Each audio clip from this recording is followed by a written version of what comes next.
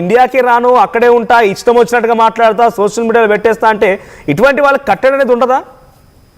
అంటే కొన్నిసార్లు అతని ఆవేదనని కూడా పాపం అతని పాయింట్ ఆఫ్ వ్యూలో కూడా చూద్దామండి. తనకేదో భయం ఉంది, తనకు ఒకవేళ కూతురు పుడితే తన కూతుర్ని కూడా రేప్ చేస్తారేమో అన్నాడు. అంటే వాళ్ళ అమ్మని కూడా అంతకు ముందు ఎవరన్నా రేప్ చేశారేమో 10 మంది 50 మంది. Sorry objective I don't encourage. పాపం వాడిని కన్నా పాపానికి మన తల్లిని మనం దూషించాలి. 9 నెలలు అని మోసి భూమి ప్రేమికి వచ్చిన తర్వాత నీచుడు అవుతారని చెప్పి అనుకోలేం కదా మనము. తప్పట్లేదండి, ఎందుకంటే ఒక డబ్బులు అవసరం ఉన్న 14 ఏళ్ల ఆడపిల్లని పసిపిల్లని కూడా చూడకుండా అనుభవించిన నీచుడు నికృష్టుడు వీడు. అలాగే ఆడవాళ్ళని విదేశాలకు వెళ్ళి వాళ్ళ బికినీలో ఉన్న వాళ్ళని అందాలను అంటూ చూపిస్తూ ఇక్కడ భారతీయుల్ని అక్కడ టూరిస్టులుగా పంపించి అమ్మాయిల బ్రోకర్స్ చేస్తున్నాడు వీడు. ఇంకోటి ఏంటంటే వీడు అక్కడికి వెళ్ళి లలిత్ కుమార్ గారు, can you please stop your vehicle? ఒక నిమిషం మాట్లాడే ముందు వెహికల్ ఆఫ్ చేస్తారా? టెక్నికల్ ఇష్యూ ఉంది. ఆయన ఏమంటున్నాడంటే ఇప్పటికీ అలా మాట్లాడుతూనే I'm fighting for Indian women's freedom. ఏంటది? I'm fighting for women freedom in India. Yes Lalit Kumar గారు, I'm fighting for freedom in India, women freedom in India. Manoj గారు, 1 సెకండ్ అండి. సో ఇక్కడ నేను అనేది ఏంటంటే సార్, మిగతా దేశాలన్నీ ఉన్నారు, ఈ ముండా కొడుకు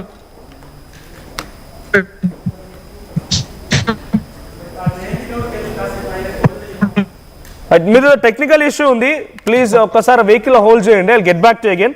మట్టా జయంతి గారు ఉన్నారు. మట్టా జయంతి గారు, సో మహిళల కోసం, భారతదేశంలో మహిళల స్వాతంత్ర్యం కోసం నేను పోరాడుతున్నాను అని చెప్పేటువంటి ఈ వ్యక్తి గతంలో ఆయన చరిత్ర ఎటువంటిదట అంటే 14 సంవత్సరాల అమ్మాయిని సైతం ఎంజాయ్ చేసినటువంటి వీడియో ఆయనే పెట్టుకొచ్చాడు.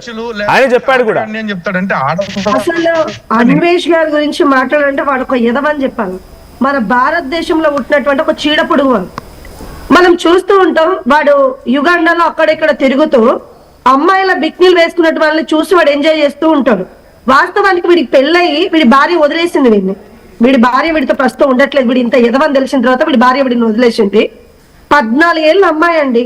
నిజంగా వీడు చెప్తున్నాడు చూడు, నాకు పిల్లలు పుట్టుంటే అని. అసలు నిజంగా పిల్లలు పుట్టుంటే వీడి లాంటి తండ్రిని చూస్తే నిజంగా ఆ పిల్లే ఆత్మహత్య చేసుకుని చనిపోయేది. అంత దరిద్రుడు వీడు. అసలు వీడు భారతదేశం గురించి మాట్లాడుతున్నాడు. అసలు వాడికి మాట్లాడే అర్హత లేదు. నిజం చెప్పాలంటే ఇలాంటి దరిద్రుడు మన పుణ్యభూమిలో మన భారతదేశంలో పుట్టడం అనేది నిజంగా మన దౌర్భాగ్యంగా మనం ఫీల్ అవ్వాలి. వీళ్ళ అమ్మ నాన్న ఉన్నారు. వాస్తవానికి వీడు ఎంత ఎదవో వాళ్ళకి తెలుసు. రీసెంట్ గా వీడు వేరే దేశంలో ఉన్నప్పుడు వీళ్ళ అమ్మ నాన్న కూడా అక్కడికి వెళ్ళడం జరిగింది. భారతదేశంలో పుట్టినటువంటి ప్రతి ఒక్క వ్యక్తి కూడా ఇతర దేశాలలో ఉన్నారు ప్రపంచవ్యాప్తంగా. కానీ ప్రతి ఒక్కరు కూడా ఎక్కడికి వెళ్ళినా కూడా వాళ్ళ మాతృభూమిని ఎప్పుడు కూడా మర్చిపోలేదు. వాళ్ళు భారతదేశానికి అంత విలువిస్తారు. కానీ ఈ వెద ఉన్నాడు చూడండి, ఇప్పుడు వీడంత దరిద్రుడు అసలు ఇంకా ప్రపంచంలో లేడని చెప్పుకోవాలి. ఎందుకంటే వాడు పుట్టింది ఒక భారతదేశంలో. అలాంటిది భారతదేశాన్ని వాడు అవమానిస్తున్నాడు అని అంటే నిజంగా వాళ్ళ తల్లి తలదించుకోవాలి. ఆయన ఏమంటాడంటే భారతదేశం గురించి ఎక్కడైనా తక్కువ మాట్లాడలేదు. భారతదేశంలో నేను లేకపోయినా, నేను 6 ఏళ్ల పాటుగా బయట దేశాలు తిరుగుతూ ఉన్నా, నేను భారతదేశానికి ట్యాక్స్ కడుతున్నా, రుణం తీర్చుకుంటున్న భారతదేశం అని మీసాలు మెలేస్తున్నాడు.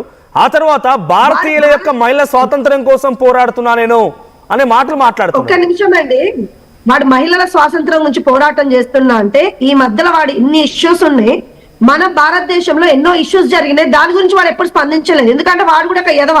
గతంలో 14 సంవత్సరాల అమ్మాయిని వాడు వాడుకున్న తర్వాత వాడు బహిరంగంగా చెప్పడం జరిగింది. అంతకంటే దౌర్భాగ్యం, దరిద్రం ఇంకోటి లేదు.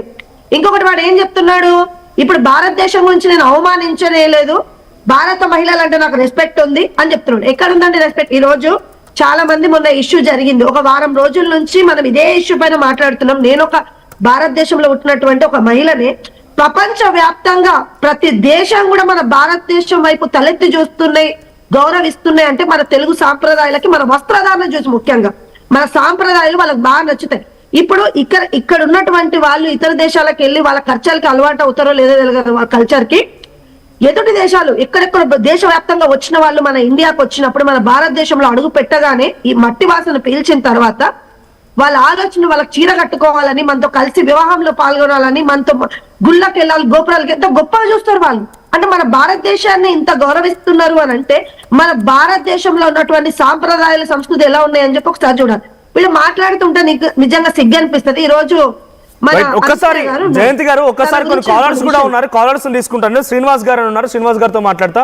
శ్రీనివాస్ గారు బెంగళూరు నుంచి మాట్లాడండి. శ్రీనివాస్ గారు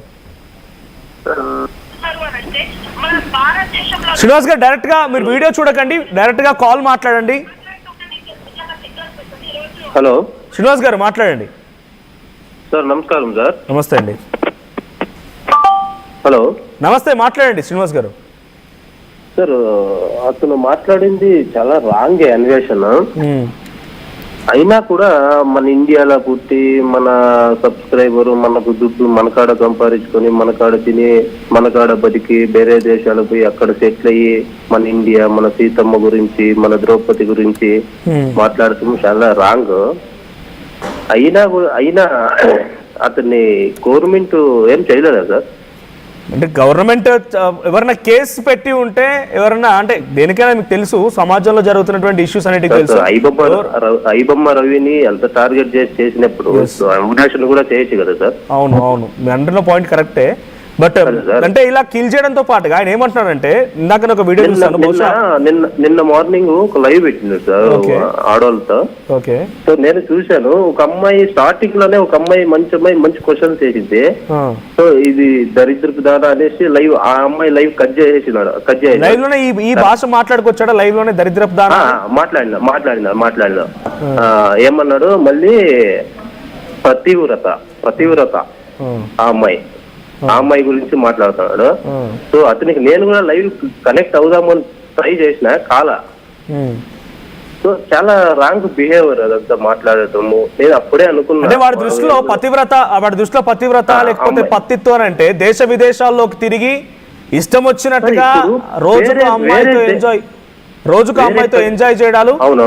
తర్వాత ఆయన పెట్టిన ఒక వీడియోలో గతంలో ఇందాక బయ్యాసన్ యాదవ్ కూడా వీడియోని టెలికాస్ట్ చేశాడు, ఒక చిన్న క్లిప్ పెట్టాడు. దాంట్లో 14 ఏళ్ల అమ్మాయి అంటే 14 సంవత్సరాల అమ్మాయిని కూడా నేను ఎంజాయ్ చేశాను ఈ మాట మాట్లాడుకొచ్చాడు. వాడు నేను I'm fighting for women freedom in India అంటున్నాడు. ఎట్లా యాక్సెప్ట్ చేస్తాం మనం ఇది? అప్పుడు ఉమెన్ కమిషన్ ఏం చేస్తుంది సార్? 14 ఏళ్ల అమ్మాయి గురించి మాట్లాడినప్పుడు ఇప్పుడు శివాజీ గారు బట్టల గురించి మాట్లాడిన తక్షణమే ప్రతి ఒక నిమిషం కూడా వెయిట్ చేయకుండా ఉమెన్ కమిషన్ నోటీస్ పంపించింది కదా. ఇప్పుడు 14 ఏళ్ల అమ్మాయిని నేను ఇట్లా చేసినాను పబ్లిక్ లో వీడియో పెట్టినప్పుడు ఉమెన్ కమిషన్ ఏం చేస్తుంది? అంటే వాడు ఎట్లా తప్పించుకొని తిరుగుతున్నాడు అంటే, ఇక్కడ మన దగ్గర ఉండకుండా బయట దేశాల్లో ఉంటూ అక్కడక్కడే తిరుగుతూ డైరెక్ట్ గా చెప్తాను ఇండియాకి రాను అంటున్నాడు. అవును. ఇంకో విషయం వాడు ఏం చెప్తున్నాడంటే, నేను నా బ్యాంక్ అకౌంట్ లో 6 కోట్ల రూపాయలు ఉన్నాయి, నేను ఇప్పటికీ ఇండియాకి ట్యాక్స్ కడుతున్నా, ఇండియా రుణం తీర్చుకుంటున్నాను, మీసం వెలేస్తున్నాడు. అవును సార్, అందుకే నేను వాళ్ళ లైవ్ చూస్తానే అన్సబ్స్క్రైబ్ కొట్టినాను, కామెంట్ పెట్టినాను, వాడు రిప్లై చేయలేదు. నేను కూడా లైవ్ మాట్లాడదామని కనెక్ట్ చేస్తే అందుబాటులోకి రాలేదు. కానీ వేరే కంట్రీస్ అన్ని ఇండియా సంప్రదాయాన్ని కల్చరు మన సంప్రదాయము బాగుంటుంది అని వేరే కంట్రీస్ అన్ని యాక్సెప్ట్ చేస్తాయి. ఈడు ఒప్పుకుంటాను లేదు. వేరే కంట్రీస్ అన్ని ఒప్పుకుంటాడా లేదా? Indian culture, Indian foods, Indian సంప్రదాయం అంతా బాగుంది అని. So let's do one thing. చాలా మంది ఉమెన్ కమిషన్ అంటున్నారు కాబట్టి యు ట్యాగ్ తెలుగు 2 స్టేట్స్ సంబంధించిన ఉమెన్ కమిషన్స్ కి మీరు డెఫినెట్ గా 1 నిమిషమే కదా ట్విట్టర్ లో ట్యాగ్ చేయండి. ఈ ఇష్యూని చాలా సీరియస్ గా తీసుకోమని చెప్పి లెట్స్ టేక్ అన్ ఇనిషియేషన్. ఇది అయిపోయేలోగా 1 అవర్ టైం తీసుకుందాం. లైవ్ మనం 2 అవర్స్ మీరు అందరు రెస్పాండ్ అవుతారంటే 2 అవర్స్ టైం తీసుకుందాం. బట్ ఆ లోగా మన లైవ్ ఎండ్ అయ్యేలోగా ఉమెన్ కమిషన్ నుంచి ఏదో ఒక రెస్పాన్స్ రావాలి. అంతవరకు ఈ కామెంట్ చేసేవాళ్ళు, ఫోన్ చేసేవారు 1 మినిట్ టైం తీసుకొని ట్విట్టర్లో ఉమెన్ కమిషన్ని ట్యాగ్ చేయండి. So Telangana or AP 2 states women commissions tag చేయండి. మేబీ మరి వాళ్ళకున్న లీగాలిటీ ప్రకారం వాళ్ళు చర్యలు తీసుకోగలుగుతారా, ఈ డెరోగేటరీ కామెంట్స్ పైన డిసిషన్ ఉంటుందో తెలుసుకునే ప్రయత్నం చేద్దాం. So you please do that thing. ఎవరైనా కంప్లైంట్ చేసి ఇనిషియేట్ తీసుకోవాల్సిన అవసరం ఉంది. సో డెఫినెట్గా మీరంతా రెస్పాండ్ అవుతున్నారు కాబట్టి ఆ రెస్పాన్స్ని కంప్లైంట్ వరకు తీసుకెళ్ళండి. సుబ్బలక్ష్మి గారు ఉన్నారు, సుబ్బలక్ష్మి గారు మాట్లాడండి అమ్మా.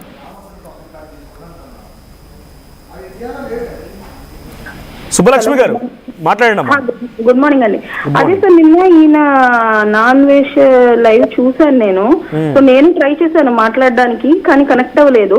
సో ఇప్పుడు చాలా మంది మాట్లాడుతున్నారు, నేను సపోర్ట్ చేస్తున్నాను, నాన్ వెజ్ కి సపోర్ట్ చేయట్లేదు. అసలు ఆయనకి ఏం తెలుసు అని మాట్లాడుతున్నాడండి మన హిస్టరీ గురించి. అసలు అన్ని మిలియన్ సబ్స్క్రైబర్స్ ఆయనకి ఎలా వచ్చారో కూడా నాకు అర్థం కావట్లేదు. ఇప్పుడు ఏదో ప్రపంచం అంతా తిరుగుతున్నాడు, అదృష్టం బాగుంది సబ్స్క్రైబర్స్ వచ్చారు, యూట్యూబ్ మూలంగా డబ్బులు వస్తున్నాయి, ప్రపంచం అంతా తిరుగుతున్నాడు, చూపిస్తున్నాడు.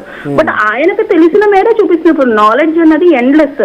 ఆయనకు తెలిసిందే నాలెడ్జ్ అనుకుంటున్నాడు. అసలు హిస్టరీ గురించి ఆయనకు తెలుసు, ఏం తెలుసు అని ఎవరికి ఏమీ తెలియదు చెప్పాలంటే. ఇప్పుడు నాలెడ్జ్ ఎవ్రీ డే మనం లెర్నర్సే, ఓకేనా? ఎంత డీప్ గా వెళ్తే అంత ఎక్కువ తెలుస్తుంది. అసలు ఆయన మాట్లాడే విధానం గానీ నిన్న లైవ్ లో అసలు ఆయన పదజాలం గానీ ఎంత చాలా అగౌరవంగా ఉందండి. ఒక లేడీ సబ్స్క్రైబర్ తో మాట్లాడారు, అసలు ఆవిడ మాటలు వినకుండానే ఆయన దగ్గర అంటున్నారు.